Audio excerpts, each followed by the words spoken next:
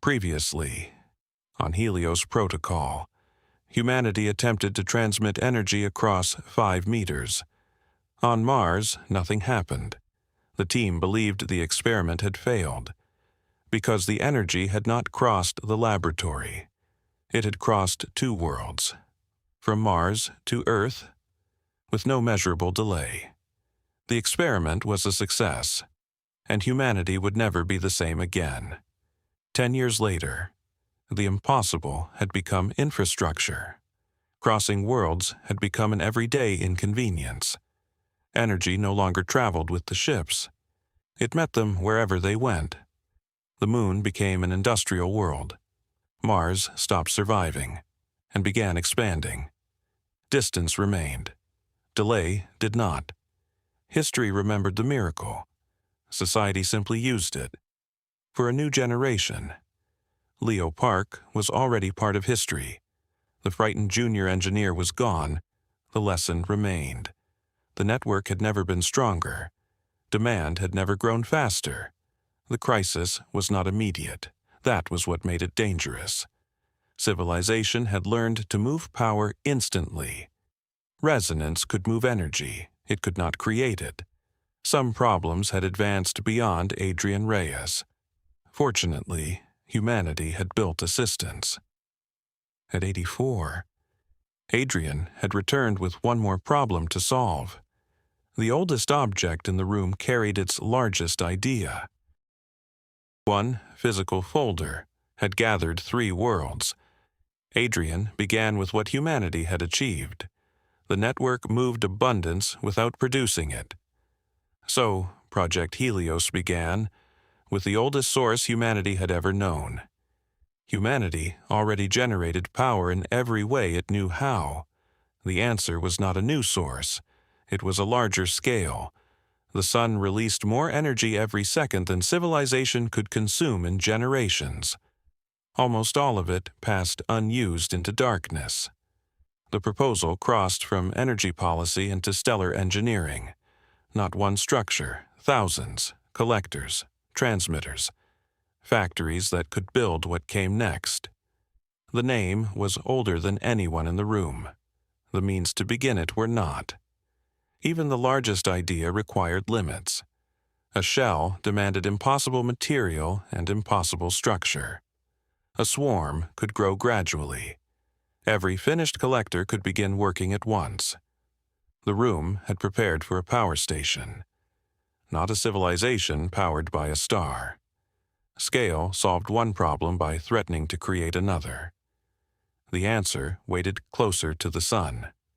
Mercury offered material and energy in abundance. The factories would build collectors. The collectors would power what followed.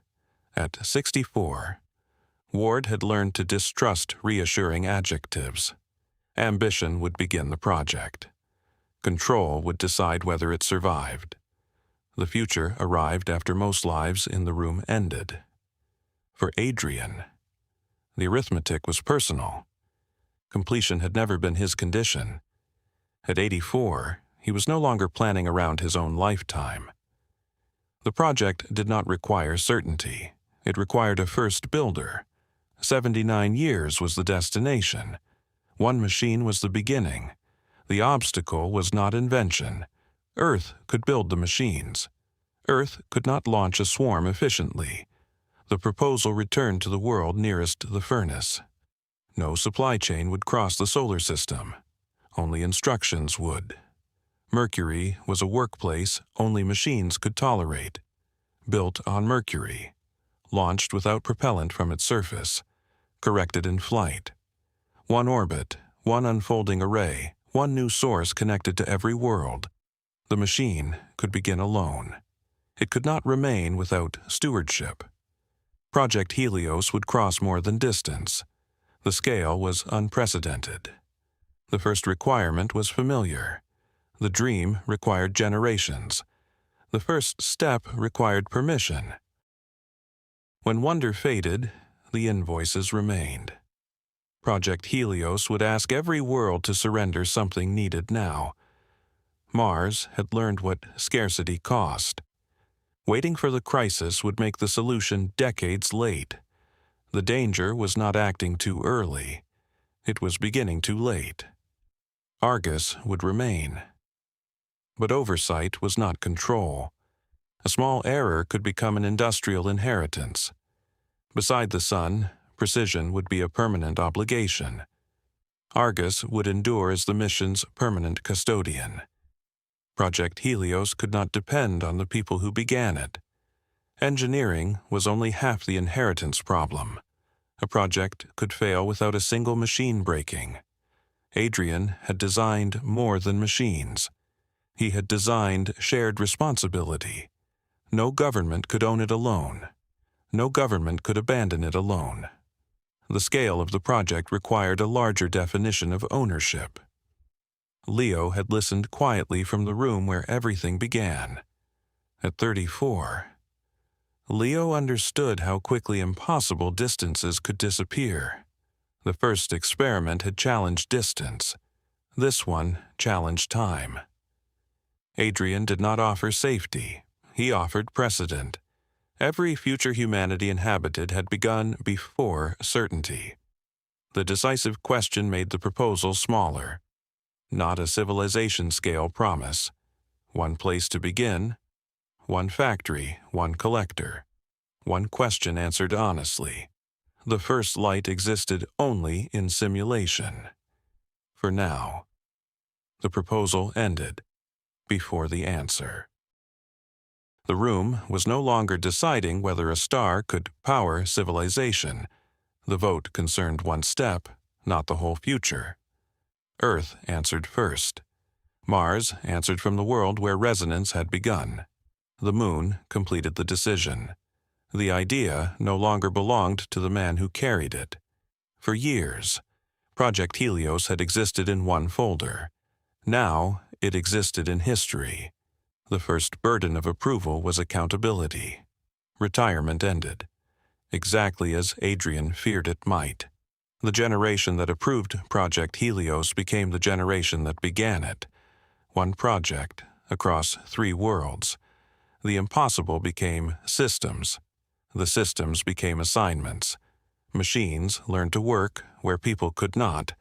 Launch became a problem of fields and timing. The moon built what Earth no longer needed to lift. Leo prepared the connection the first collector would one day use. A proposal received a name, then a body, land, extract, refine, manufacture, launch, first collector. The number remained, even after the meeting ended. For one moment, Leo had no answer.